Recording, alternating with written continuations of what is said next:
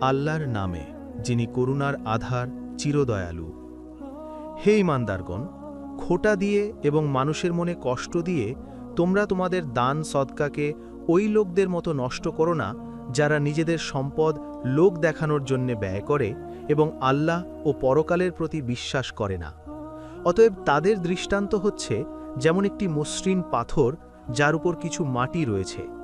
এরপর এটির উপর প্রবল বৃষ্টিপাত হলো, ফলে তা পাথরটিকে একেবারে পরিষ্কার করে দিল।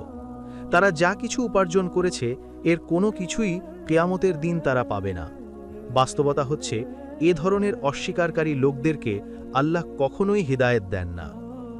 আল্লাহর সন্তুষ্টি কামনায় এবং নিজেকে সত্যের ওপর প্রতিষ্ঠিত রাখতে যারা নিজেদের অর্থ সম্পদ ব্যয় করে, তাদের উদাহরণ হচ্ছে যেমন কোনো উঁচু ও সমতল ভূমিতে একটি বাগান রয়েছে যার উপর প্রবল বৃষ্টিপাত হওয়ার ফলে দ্বিগুণ ফল দিয়েছে।